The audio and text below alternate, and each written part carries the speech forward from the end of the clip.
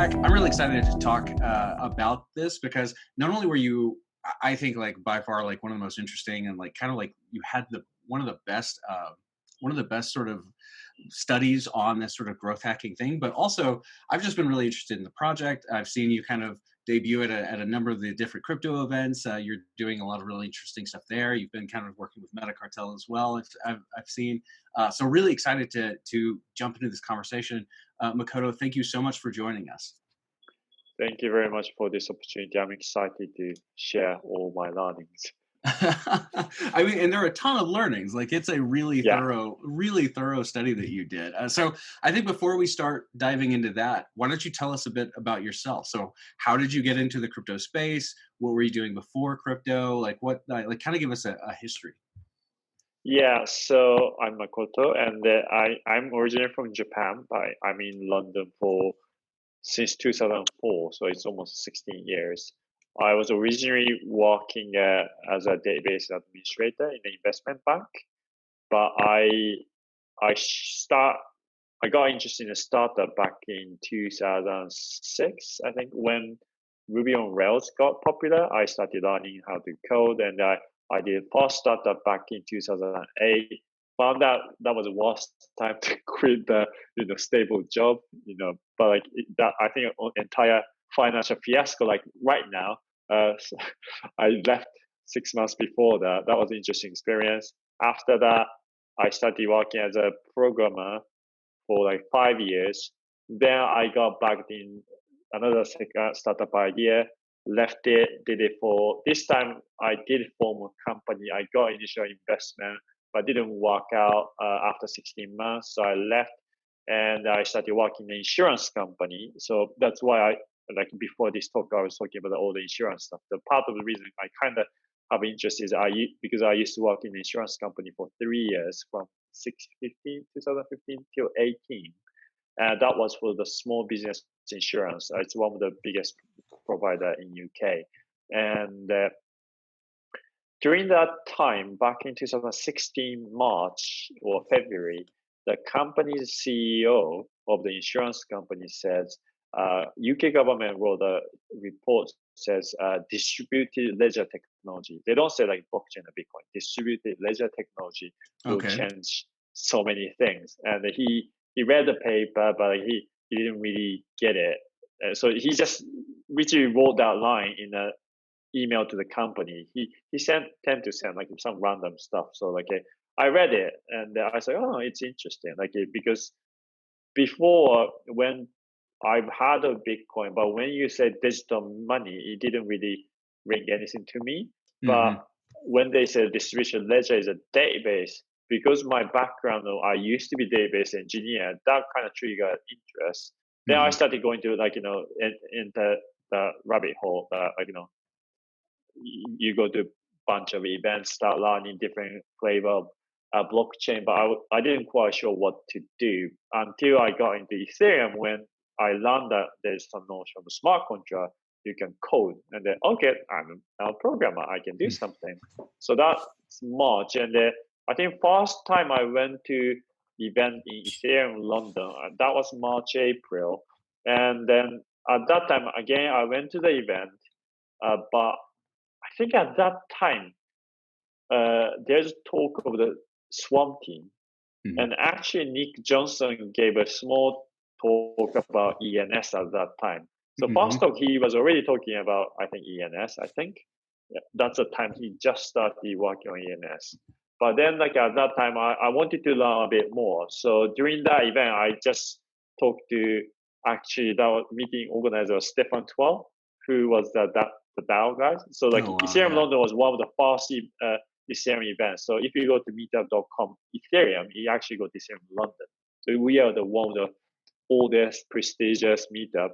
Then at that time I said, okay, I want to learn, but this is huge audience, it's very hard to learn how to code. So I said, I announced I'm gonna organize a meetup just for coder. So I named the London Ethereum Code Up, and I said I'm gonna do it. Yeah.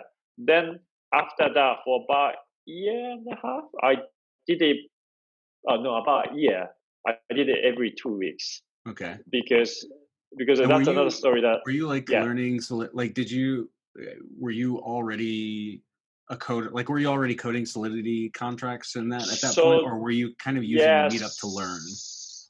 So that time, I think that's the time when I started my Medium, and I Okay. started writing the just writing through the tutorial. Sorry, Ethereum Org had a like 101 Okay. document. Yeah, That's yeah. the time when he launched the Homestead release. I think that Mhm. was the second or third release. Then they revamped the website, and they had a really nice website with like how to write a ES token. I Mhm. don't know if they call ERC20 at that time, but I was just following along the tutorial, and I Mhm. was writing down the experience along that line. During that time, I got very stuck. So at that time, Interesting. only the source of information was there was a GitHub channel. That was a chat channel based on a GitHub Yeah. account. So most of the time, I was just asking questions there and writing down my result. Then I kind of got frustrated. Then I went to the meetup. I think somewhere that order. Then I saw like it's better to learn in how like actually face to face event. So Mhm. that's when I started organizing, and that's I think April. Then by the time of May, uh, we had a company hackathon, internal hackathon within an insurance company. And I was talking to a couple of my colleagues, like, oh, what should I hack? Then I was quite passionate around the blockchain stuff. So I said, okay, let's write something around event. And I think it was the conversation with my colleague that he kind of said, oh, let's take a deposit or that kind of stuff. Then either it was his idea or I misinterpreted that, like, what to do with no shows. Mhm. Then we said, oh, let's split. So that's kind of how it started. So Kickback started as my kind of sample project. So it was my first project to write. And at that time, it used to be called Block Party, but like eventually it got renamed, rebranded. That's We got Kickback. the funding. Yeah, but that's so like that was 2016. I Wow. started first code in May, 13th of May or something. Uh, then like I did the first event back in September 2016, a day before the DevCon 2, as the first time I used. So like that was the first time I used. Then I've been doing as a block party, like just as a side while I So was working in insurance so company. DEF CON 2 was when Kickback was like that was like kind of the initial maiden launch of it? Yeah, so I mean, when I say launch, like it was nothing special. It's all I did was like I deployed a contract. Uh-huh. I think I finished writing a contract back in May. I wrote a pretty much quote the contract back in May. Mhm. Then the DAO happened. So then Okay. that's where I got paranoid. That then at that time I spent a lot of time on like how to make it secure. Right, Then right. I even had a bounty onto my so at that time Open Zeppelin came out, and apparently within Open Zeppelin community people they often say, oh, you are the user one, because Oh, wow. I just wrote a blog post of the Manuel, who was a CTO at that time, Yeah. that like he's working on that, and at that time they didn't release, but there's a link to the GitHub, so I just went there, and in that blog post they were particularly talking about using smart contract as a bounty, so Mhm. like rather than attack the actual uh, real smart contract. Why Right, don't right. we create a like clone of the contract and they put some money on it so that people can hack or something? So I was quite fascinated by the idea. So Mhm. I went to their website and I copy and pasted their contract, and they just used to kind of put a bounty. At that time, I put one ETH, which was about $10. Yeah, yeah. Then Oh, actually man. Those are the days. I had the bounty contract for almost a year. No Yeah. one knew about it until a certain point. My account got compromised. And then at that time, I thought, oh Which shit, like account? my deployment account. So Oh, the geez. account who owned the kickback events got compromised for some reason, and I lost about one ETH. Then at that time, I had to kind of self rescue from. One of the stuff is a problem with kickback is once people are SPP, people tend to forget Yeah. withdrawing. Yeah, So yeah. people just having that, fund for a very long time. So one of the stories, one user who came to the first event back in 2016 September, he didn't withdraw until following year 2017 May or July, and that was a time like ETH went from $10 to $200. Oh my god! that time like I told him, like I kept messaging him on the Twitter, says, "Hey, you should withdraw your money. You should withdraw." And please. He didn't respond. Yeah, but like suddenly at that time he said, "Oh yeah, I have to withdraw," but like I don't remember my address. So then we have some feature to be able to clear the fund if people don't withdraw for certain time limit. It's usually 1 week, but I usually leave it for a very long time. So then I took it back and then just send it back. But like, that kind of stuff. That was so it's one of the oldest smart contract. That even though like we deploy new contract for every event, so that naturally kind of have the upgrade mechanism that like if you keep using the same contract, that's more efficient. But then upgrade is tricky. Whereas mine, like I just deploy the new one every time. We still do that. So it's a bit cost inefficient, but it allows me to keep deploying. And in that case, it's kind of one of the oldest smart contract actually. That's incredible. And so, I mean, out of curiosity, like, so is it the reason that you want to redeploy per event? Is that just so that you can continuously iterate on the contract itself, or like why is that sort of how you set it up? That was the simplest way, I think. Yeah. Okay. Yeah, because like you could have it as a one contract, but like then you had to think about how to upgrade, right? That, and if all the money is in the pot, that would be risky. Having said that, we do have a repo called KIP, Kickback Improvement Proposal, and cool. my co-founder presented a couple of ways to make it more generic, so that you don't have to withdraw multiple times. When the gas and the ETH was very high, it used to cost like $10 to $20 to deploy an event, but now like like ETH price is plummeting, so it's like usually $1 or $2 worth of ETH. So it's not so much of the issue right now, but like it's kind of ticking time bomb. Like when last week it was like 170 Gwei to deploy. That was, so at that time we had one event, but no one really be able to RSVP. And also before DevCon 5, I wanted to deploy a couple of events, but that they had a moment of having high gas for like 10, 20 Gwei, and I had to deploy like 5 or 6 of them. So it did cost like almost $100 I think more than 100 to just keep deploying. But if you compare the cost of maintaining all the upgradability, I think still small price to pay. And if I really want to save the cost, I could buy the gas token and all that stuff. Right. The price is cheap. So that's how it works right now. That's super interesting. I mean, last week I was asked to like test some stuff out, and it required a transaction, and it was like $4. And I said, I'm going to wait because this $4 that I'm spending used to be like $8. I don't want so that totally, last week was brutal. So how has the product changed? First off, I love that you kind of you started out as a meetup organizer who then kind of discovered this need and sort of built a tool around this need, especially kind of emerging from the community that you're supporting, which I think is kind of an awesome story. Has the product changed significantly? I mean, you said it's one of the oldest, it's kind of one of the oldest smart contracts, 2016, right? Is whenever it kind of first got deployed to now. Has the product changed substantially? And if it has, what was that inciting incident? So one big change was back in 2018. I actually did form company with 2 of my friends, and one of my friend actually works at ENS, Jeff.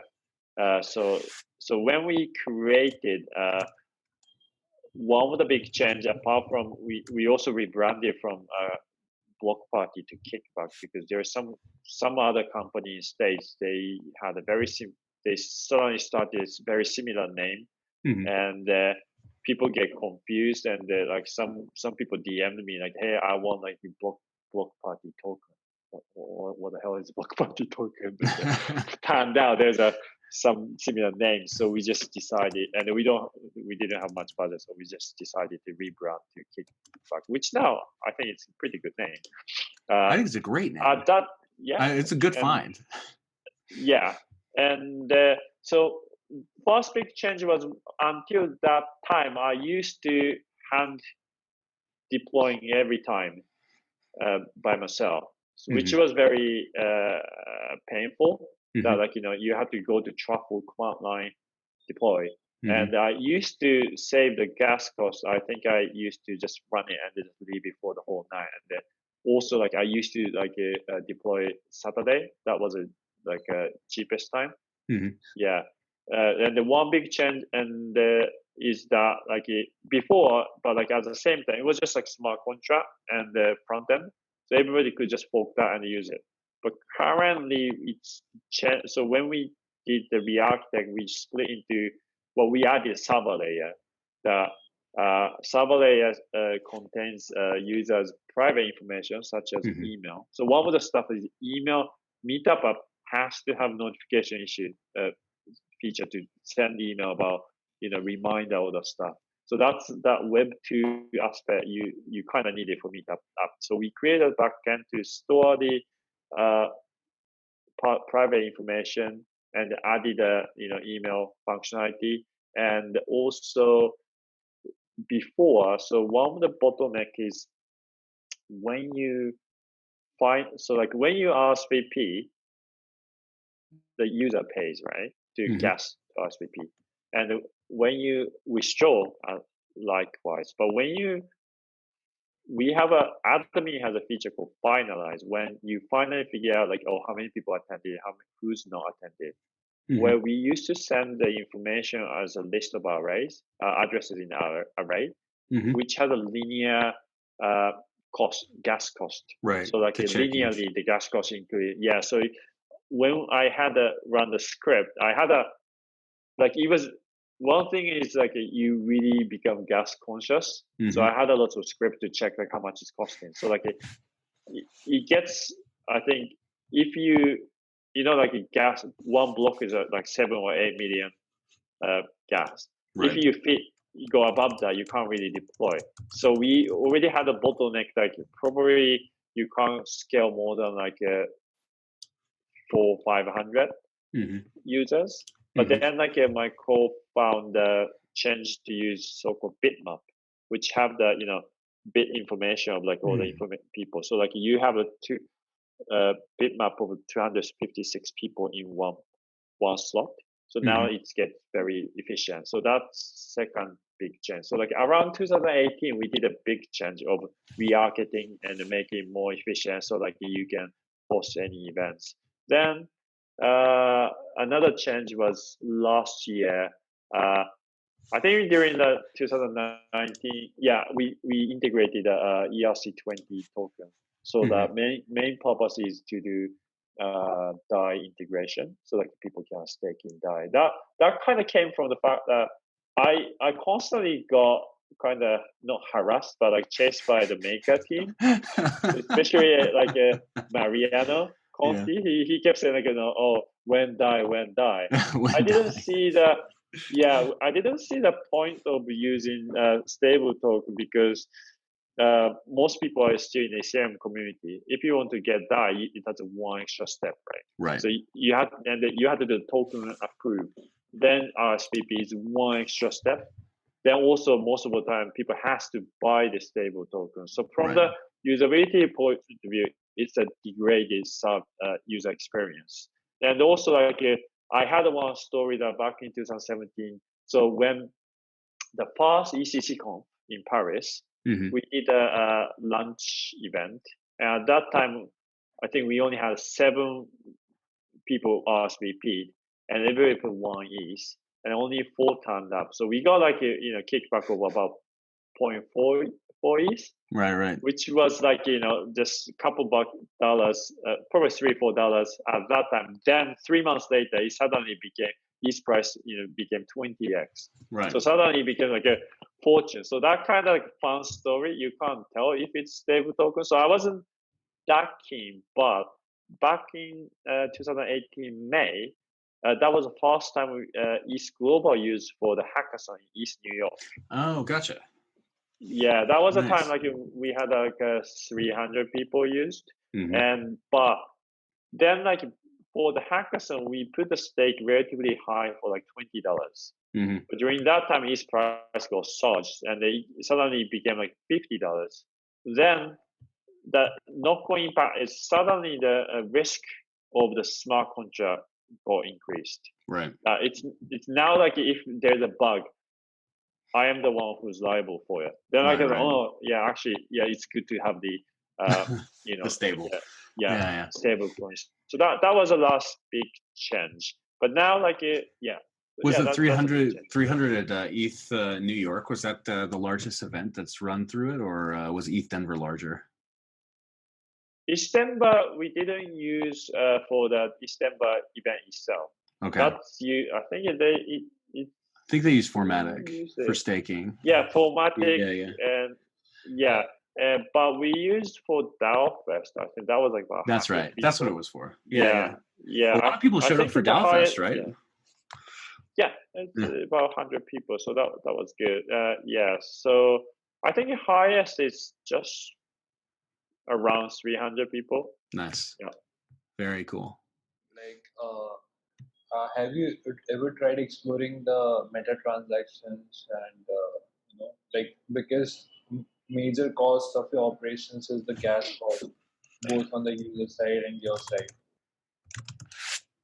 Yeah, so that's a good question. Meta transaction, I am aware of it. When it first came out, I wasn't really big fan of the fact that like who pays for the gas, right? Mm-hmm. And I'm extremely cost conscious on every operational cost. Mm-hmm. And for example, even last week, Argent and were paying for the gas, right? Yeah. So suddenly, if people still hate the fact like the gas is the single biggest blocker for users adoption, but it has economics around it, right? Right. Like when gas is too high, don't use the system.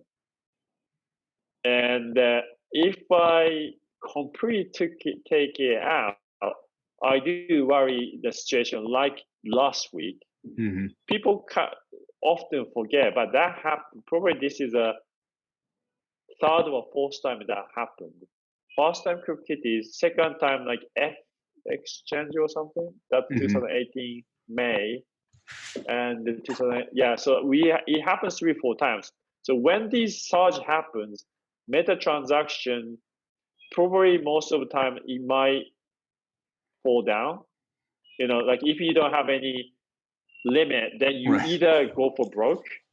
I don't know, and if you have some limit, then suddenly people can't do it. So I'm still a bit worried about doing meta transaction. Having said that, one of the latest change we did is that we integrate with onboard block natives onboard JS, which allows you to select different wallet. One of them is Ethereum. So Ethereum does actually support meta transaction. Yeah. So what I was kind of thinking is like maybe for like some novice users who we don't want to tell the difference of like gas cost and stuff, maybe I could suggest using something like Ethereum. And for people like gas, the notion of gas itself is once you understand, it's not that difficult.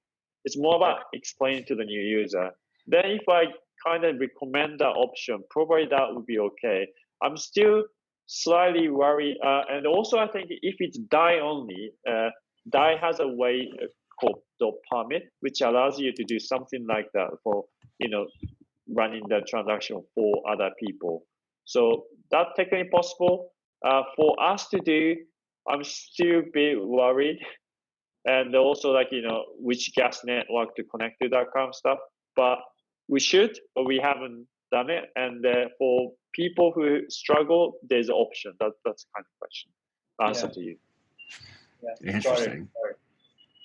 So I guess that kind of like leads us to sort of the next phase of discussing, which is specifically like your growth hacking project from last year, right? So Yeah. we were kind of realizing that people were continuously making new projects, and we wanted to also give people the opportunity, kind of like you, right? Like you've been working on this since 2016, and not a ton of the programming that we've kind of run, or even hackathons in general sort of reward that sort of continuous work kind of being deployed on these projects. And you kind of showed up and sort of kind of blew the ceiling off of the house, like, right, like at least like with like the I would say the thinking behind it, the documentation, etc. So why don't you just tell me a little bit about like what you were kind of doing to grow Kickback beforehand, and like how you found the bounty, and sort of like how you sort of changed up your approach, and what happened. Yeah. So our like marketing PR is very hard to say. Like we extremely like resource constrained. Like all our co-founders are developers, so we have no experience, no expertise on the marketing whatsoever. So pretty much all the marketing effort is me just tweeting on the like Kickback account. I did get basic training when we went through the incubation program. It's called we got actually funded from Status, which creates a wallet, and they gave us some lots of support back in 2018, and I did some media kind of training. But again, like I think if once you get to social media, you can spend forever. So you kind of really have to focus. So and I think too. Let me just read my rule books. I think what I did is the rule book I tried to do is giving the early access request. So do I just go through the actual playbook, or do I would say just like give us sort of a high overview of what you did, with the understanding for those listening and watching, we will be linking to his playbook that he sort of put together, so you can actually follow step by step after the fact. Yeah. But yeah, just kind of give us a sort of a high overview. Yeah, I think high overview is that I am aware that my social presence is not that high. Mm-hmm. Like I do have like 2,000-3,000 followers, but that's nothing to compare to other so-called influencers. And I think Kickback account itself is only 1,000 tweets or something. So if I just do normal tweets, and I like writing, so I do actually write Medium posts very regularly. Mm-hmm. I think I just realized I write more than 100 posts since I started getting into the Ethereum. So I like writing, but my page view is very, very low. Mm-hmm. So what I try to do is like kind of parasiting the other project. Oh, really? So there's two things. Yeah, two things I do. I think is like some people think Kickback is everywhere. That's what I thought. So if you go to London in the Ethereum, people mostly knows Kickback because it's been used Ethereum London meetup multiple times. Mm-hmm. So there are three spots you see Kickback everywhere. Is a meetup, Ethereum London, then hackathons, then side events on the DevCon. Mm-hmm. So that's pretty much the only three space we do, and because my resources is very, very limited, I don't keep marketing all the time. Right. Like I once tried to hire like a marketing person, but like he didn't really last long. And after that, I just get back to doing by myself. So I'm very resource conscious. So like, and also like once you keep doing marketing, I can't code, right? And I also have to code as well. So like I tend to kind of raise a point. Then it's good that like if I do for the events, basically event organizer, by using our product, it's kind of putting the name out. So our best approach is just like organize events, right? Then like by using, well, not organizing, I mean, by asking some high profile events to use our system. So once they use it like as a way of, going to the events, you will get to know Kickback. So that's one way of going it. And so that's one way. But there are other ways. We try to one of the interesting things is we often pitch ourselves as a gateway to crypto. The meetup is a kind of entrance point of people who's interested in crypto to kind of try to see, right? So like we I mean, that was to your be journey, the fast, right? yeah, Yeah. exactly, yeah. And so like we tend to be the fast contact point, even for people who hold like Bitcoin or Ethereum. Quite surprising number of people has actually never used smart contract, which is a kind of whole point of, you know, using Ethereum. Like if you want to use a store of value, yeah, there's other currencies, but like programmable money is what attracted me to this field, and then that's kind of new to the entry point. So like, and the people start realizing it that like integrating with Kickback is a good idea because by, for example, wallet provider, they like us. I think they really like us to be integrate with their solution because by using it, they get exposed. So I do often get like, oh, why don't you use this, our product? Why don't you integrate with ours? So then I thought, yeah, if we integrate, that naturally becomes a partnership with the company who we integrate it with. So that is another point. I think that's a kind of playbook I try to do is like try to have a partnership with others. And that's also another reason I kind of joined Meta Cartel. I have one DAO called Orochi DAO, which is the event focused DAO, and that's basically Orochi DAO itself doesn't really give any revenue for me. Rather, like I have to pay membership for it. But on its way, I kind of was able to form an alliance with other other blockchain companies. So always, rather than trying to do it on my own, which doesn't go anywhere, I try to partner with others and use it as a kind of core joint approach. Yeah. How do you prioritize partnerships? Because I feel like that is, especially in an industry that's still so relatively small, where everybody knows everybody else, or that sort of thing. I feel like everybody's looking for like that integration. But in my experience, integrations are so costly. Like at a certain point, it becomes really difficult to maintain all of the integrations, right? So how do you prioritize those? Yeah, so there's some lucky things. So how it works is usually often like during Hackathon, when I go to Hackathon, people who's interested in integrating me come and talk to me. So that's where like, seed of the potential.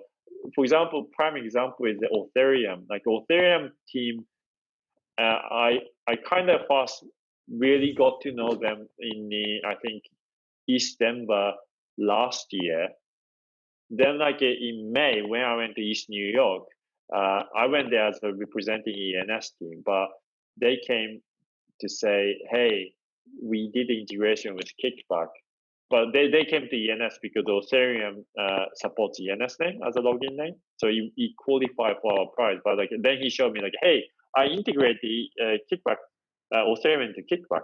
And it was like mind blowing. Like, oh, wow, that's amazing. And because I think integration takes a lot of it for the team who give us the most support kind of have a naturally get the tendency to have a in a higher list, because if I say, hey, let's do something, and if they don't reply for a while, then so that kind of naturally forms like so like we get the connection in the meeting and conference hackathons. Then if we have constant relationship, then that's how it gets. In that sense, I'm not really prioritizing. It's just naturally fits in. It's more of like an opportunistic. It's an opportunistic roadmap based off of who shows up and like where the resources are and what your time is really. And also resource wise, I'm quite lucky that I'm also the a grant recipient of the Consensys grants, and as part of it, I was lucky to be listed in CRR grants and also Gitcoin Hackathon and all that stuff. Cool. So nice. We got some support on getting the work done. So in fact, like a couple of the new features, including onboarding, that was done as part of the Gitcoin grants. So we actually we did review the code, but actually implementation is done by community, which was great. That's incredible. It's really nice. That's I think that's, to me, that's part of your marketing, right? It seems like, is that community support, which is really incredible. Yeah.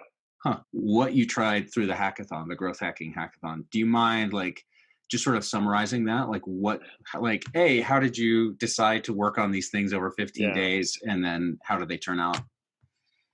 I think the growth hack stuff is a bit last minute because I think I only had 3 days or something. Really? I thought you emailed me earlier than that. That's incredible.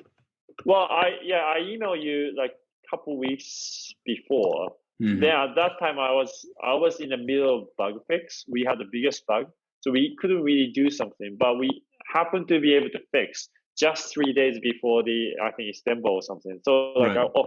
Now I have opportunity. Let's just do it. So like it was really, really last minute. And I think the effort I did is I wrote again. My only tool is writing a blog post. So then like I wrote a couple blog posts. I think 1 or 2 of them. But like then like I also had a like feature we were working on. So it was kind of easy to build on top of. Most of my blog post is related to the things I built. Right. So like it's not like I spend lots of time researching certain topic and write. It's already in my head, so it's almost in a matter of just like like dumping what's in my head. So right. Yeah, most of the time I just do it, and probably I'm not native English speaker, so my blog tend to have full of like typos or grammatical errors. But yeah, it would be nice if it's nicely written, but sometimes like a message matters, and so I tend to like publish very quickly. That's awesome. Ship it as quickly as possible. So I would say like the next thing I'm kind of curious about is like how, like, so you took the learnings from, well, first off, what were your learnings from like the 15-day from the growth hackathon, and like how are you like going to kind of repeat the efforts? Are you going to sort of iterate on them, or what's kind of your strategy moving forward to kind of continue to grow Kickback? We got a coronavirus thing going on. Yeah. So yeah, that's a dumb question. I wrote this script before coronavirus. Yeah. Yeah. So I think it kind of changed the whole perspective that like now, so like all the events which was scheduled in March got canceled. Yeah. Now, and there's no plan for any offline events to happen. So I'm currently massively trying to pivot into the online space. Mm-hmm. Yeah. So only events. So before, like I was quite adamant like we charge for the events, which we still do, but now like it's amazing. Like now, like all the what was it? All the like Uber and something, they started dropping like delivery fee or something, right? Just to cater for the current demand and the stuffs. And I had like Pornhub, they lifted a subscription fee only to Italy. Oh my god! Oh, only to Italy. Okay, perfect. Yeah. Okay. Yeah, because like they had to support men in the house. So I think now is not the right time to start trying to justify for the business model, all those stuff. Right. Now, like it's kind of survival more than I had to try out for the different markets. So now I'm quickly trying to find where is opportunity in online space, and I started experimenting. One of my favorite is called Crypto Voxel. Have you heard of it? I don't think so. How do you spell that? Okay, so it's crypto and Voxel. Crypto CLY PTO Voxel VOXEL. So it's like I'll put the link in the show notes for people listening. Yeah, do you know Decentraland? Yes. Yeah, so they sell kind of virtual land, right? Okay. It's kind of similar to that, but I think CryptoVoxel is another project I respect. It's totally bootstrapped. Like I think that it's started off by one guy. Oh wow. He just built a virtual space, and as soon as he built a virtual space, he started selling the all the land virtual space is also NFT. So he started selling on OpenSea, and because it's land is scarce now, and the people started. And before that, I think before CryptVox, I got to know CryptVoxel. I didn't really see the point of no NFT. Like NFT, you have the ownership, but from the user's point of view, there aren't any users to use. Right. But first time, people can start decorating their NFT tokens in a virtual space, which is, I think, amazing way. So suddenly, the CryptVoxel gave every NFT the usage. That I think that's fantastic use case, and people actually having like all sorts of doing weird things. And the last Saturday, I think Crypto Vienna, a group of German people, they are really into pixel art. They created lots of pixel art in the CryptVoxel space, and they had a party, and they did a group selfie, skydiving, because you can fly on the CryptVoxel. You just go up, and you just fall down. That's cool. And all sorts of crazy stuff. And we used Kickback. Unfortunately, there are not many sign up because when right after I deployed, gas price went to 170. God. Right? Yeah. But we had about 6 people who did RSVP when gas went down, and also we trying to do some events on online space. There's also another event. There's an event called EastVR, which is experiment event space in Oculus. So they are having. I think we are talking about using Kickback on that. So now currently, I'm just trying to suddenly shift events, and also I'm trying to speak to event organizers because that hits them heavily to try to figure out where they're going and how we can put the value. A couple of interesting learning is I think about 1 week I was trying to go to every single virtual event. So I did present in the EastVR events in a so-called old space and on using Oculus there, and also I wandered around like Decentraland.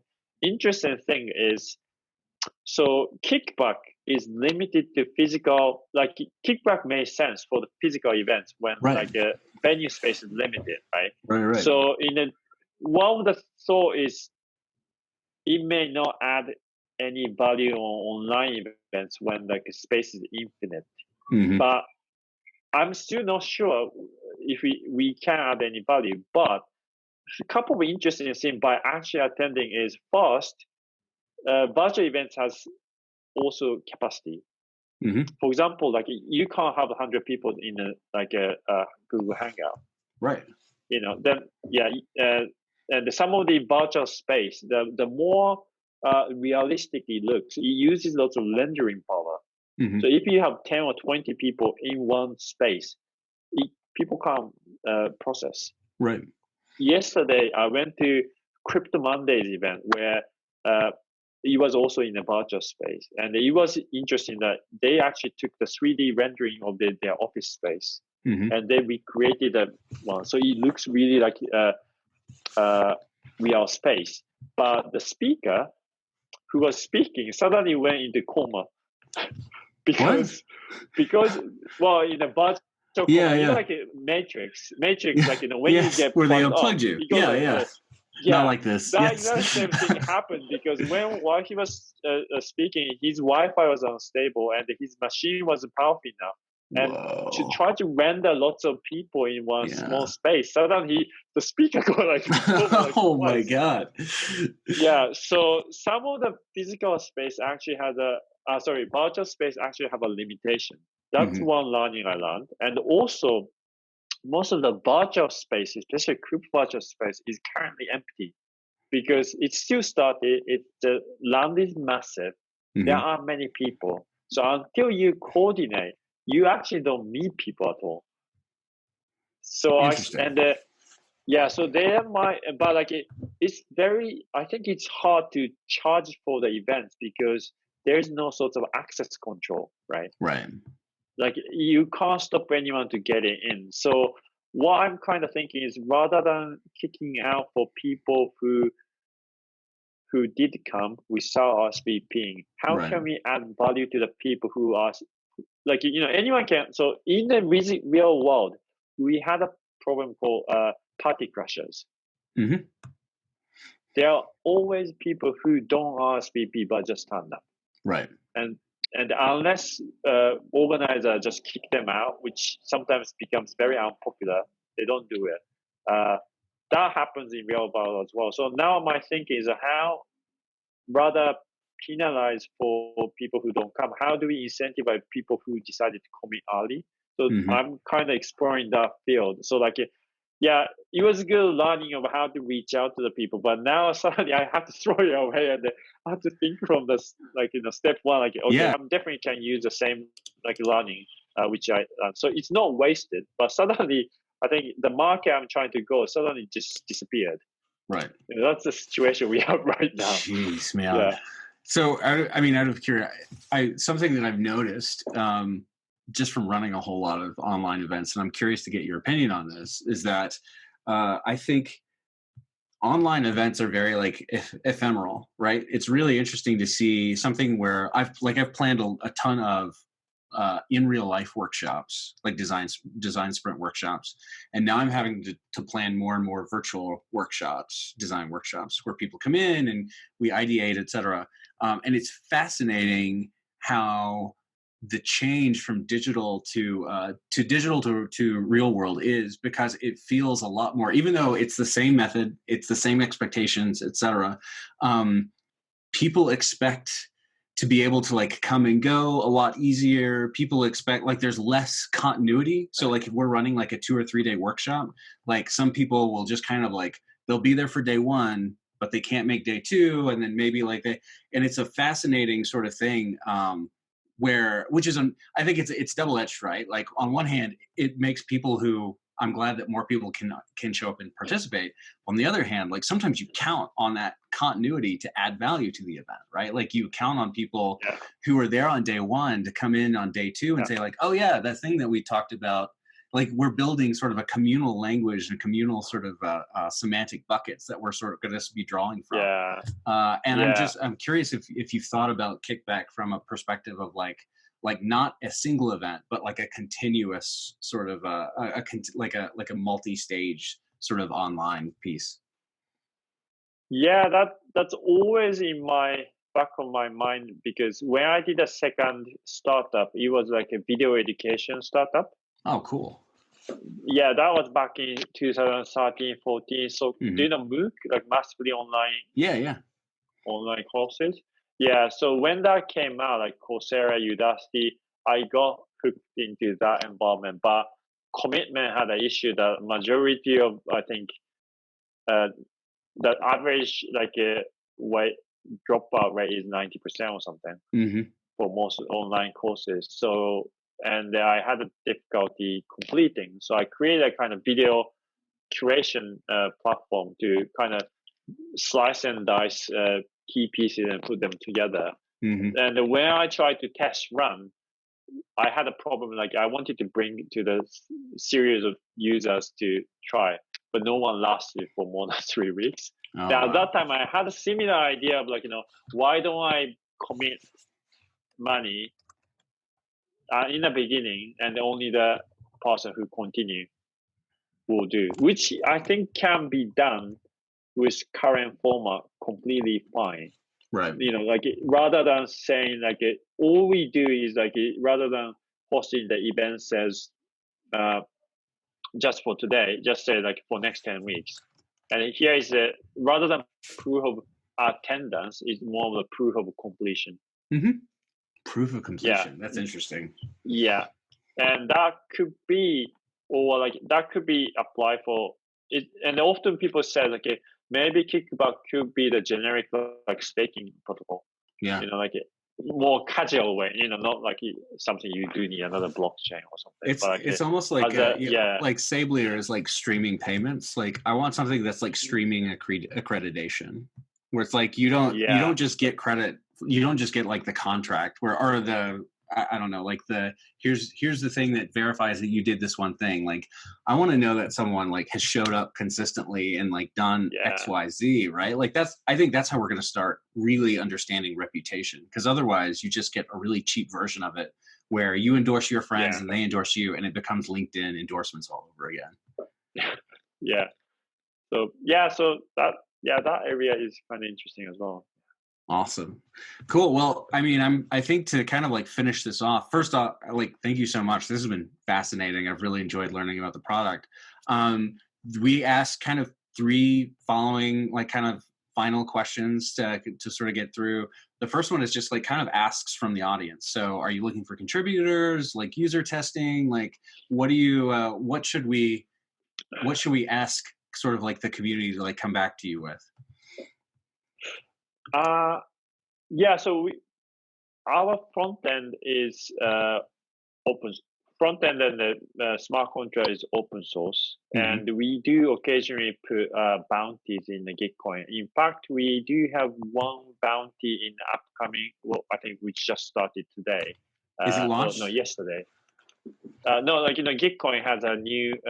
They do the hackathon like every right. a couple months, and we did contribute to one bounty. So which is about something related to this kind of how to automate check-in. So maybe if you're interested, go to Gitcoin Hackathon and check our bounty. You can contribute. Another stuff is we are very thin on design capability because we are all developers. And during December, I think that was Makoto who organized some design session with Ideal Collab. And we got some design feedback, and we are kind of building new version. One thing we learned is like we integrate onboard.js from Block Native. That was great for the generic usage, but that's not the best flow for, especially for complete noobs. Yeah, because like every time we add new feature like DAI integration, new onboarding, we have 1 or 2 extra clicks. So before you only had 2 clicks, like sign in, RSVP. Now connect to wallet, sign in, approve token. Make sure you have both gas and the token in there. Then RSVP. So now it's becoming 5, 6. So we have some idea of like redesigning it, and we have some like very low fidelity wireframe. So maybe I'll try to post this. So if we get some user design feedback, that kind of stuff, that would help us as well. And the marketing is definitely. And the marketing is a bit tricky ones to outsource. Like in the last Gitcoin, I tried to do a couple marketing related bounties, but Gitcoin community is great for developer, but like it's not the go to social network for the marketing oriented people. Right. And also marketing usually happen either on a bounty of if you tweet you get like X whatever coin style, or you basically invoice per hour, right? You do as an hour. We don't mind spending a bit of money on experimenting new way, but I still haven't figured out what's a good ways to have more marketing people to be able to contribute, because it's great if they can voluntarily help, and there's already people who's passionate about Kickback and they can promote tweets, but I don't know what's the best ways to bring more people. So like in the marketing area, I'm looking for suggestion of like what kind of way would be,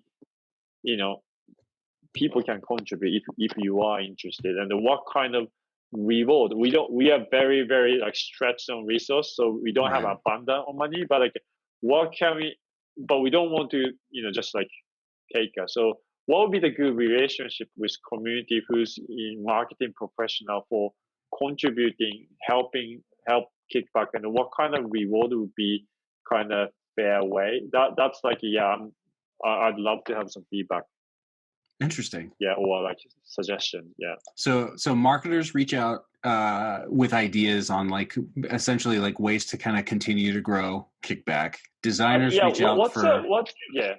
Oh, I think so. Developer, I think I kind of have a flow thanks to the Gitcoin. yeah. Designers, I went through some user feedback sessions, so would like to just have a feedback. Mm-hmm. Marketers, I'm still. Yeah, I am in lack of resource to do it all by myself. Would love to have some input, but I don't know there's no great alternative for kind of Gitcoin. Right. Bounty. We could use, I think, Bounty's network as well. Mm-hmm. But still, yeah, it's hard to find like the special. It's hard to find the specialized talent, right? Like it's difficult. Like it's almost like you need like it's almost like you need a marketplace that sits under these DAO collectives, right? Like if Marketing DAO had a marketplace underneath it that they could like where like you could build up sort of your rep for being a marketer and working on these sort of like taking these like smaller bounties, and that could be a way to fund these sort of higher DAO collectives. That's something we've been kind of That's interesting because you're right. Gitcoin, that's something that we've kind of seen too. Is that Gitcoin's amazing for developer talent. It's really great for founders. And I think like the more specialized you get, sort of outside of those niches, the more you might struggle a little bit. So that's interesting. Mm-hmm. Huh. So if people wanted to help on these two different sort of call outs, how do they get in touch with you? Best is just email us like a hello@kickback.events, I think. Okay. Yeah, or you can just add me on the Twitter. Okay. All right. Makoto _Inoue, I think. Okay, cool. And I will put all of those links in the show notes as well. And then if they want it, like, just out of curiosity, like if someone had if they had a digital event coming up, right? Everyone's switching to digital. I think I've seen 20 different, we're doing a digital conference instead. If someone wanted to do a digital event with you, like what's the I guess what's the roadmap? Could they reach out for something this month? Could they reach out for something next month? Like what's the time frame? Or do they reach out to you for like the June, July, August thing that they're planning in real life? I think currently I'm kind of open to suggestions that like if anyone are trying something novel we haven't tried out, I'd more than likely that we kind of help doing it together. So in that case, like I have a couple events like we don't charge for the things, something like crypto events that's still we are figuring out. So like if there's something like if you just like you have a webinar next week for 10 people, that's not new, right? And there's some way if we can have a learning, we were more than happy to work together.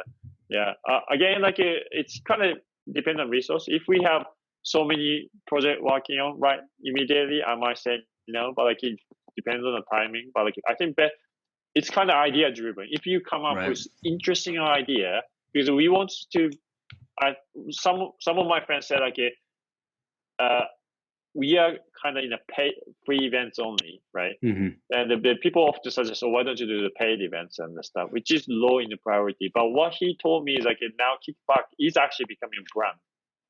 So we do want to kind of establish the brand, like, if you want to do crypto, still eventually we want to go out of crypto, but like something like virtual online events, if you some cool, interesting events is happening in Kickback, if we can establish a brand, probably that would itself have a meaning. So if you are thinking about some interesting online events, let me know. But usually I find these events first and I jump into it.